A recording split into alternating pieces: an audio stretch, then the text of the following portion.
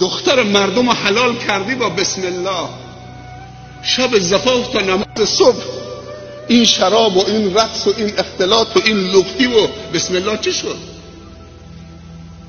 مگر عاقد وقتی میاد قاضی که صیغه عقد بخونه نمیگه 10 بار استغفار کن؟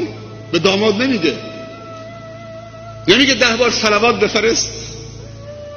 که شب سرنوشتات زندگیشون با صلوات و استغفار و بسم الله شروع بکنه، ولی شب خوشیشون رو بیان بعد با عیش و نوش و شراب و بزن و برقص و خواننده های مبتذل بی محتوا. شما یک کلمه خوب تو این خواننده هایی که سکرانن پیدا بکنید تا علما برن صف اول اونجا برشینن. یه خواننده‌ای پیدا بکنید که 5 وقت نماز بخونه، شراب نخوره، چشچرانی نکنه، پوچ و بی محتوا نخونه. اگر علما همه نرفتن صف اول اون خواننده بنشینن بذار بخونه. من میرم صف اول میشینم. اسلام دنبال ضد شادی نیست. امت محمد امت نه شادی که جامعه رو تا برکت نازل بشه. امت محمد امت واحده. ان هذه امتکم امتا واحده. اختلاف نکنید. تو روش دعوت اشکال نداره، اما دور خودتون خط نکشید.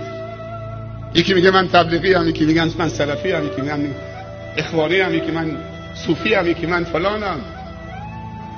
فمن احسن قولا ممن دعا الى الله وعمل صالحا وقال انني من المسلمين. محرم و نامحرم ایجاد نکنید،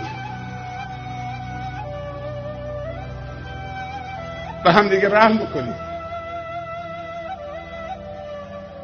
این اختلاف‌های کوچک کوچک و بزرگ نکنید، بذار از همدیگه استفاده ببرید. من از برکات شما، شما از برکاتی که خدا به من داده، از همدیگه حسنات کسب بکنید. انسان مؤمن وظیفشه که از حسناتی که خدا بهش داده به برادرش بده، نصیحتش بکنه، خدمتش بکنه، احسان بهش بکنه، یه چیزی یادش بده، کمکش بکنه، اونم دعای خیرش بکنه. ارحموا من فی الارض یرحمکم من فی السماء. به کسی که در روی زمین رحم بکنید تا اون کسی که در آسمان شما را رحم بکنه.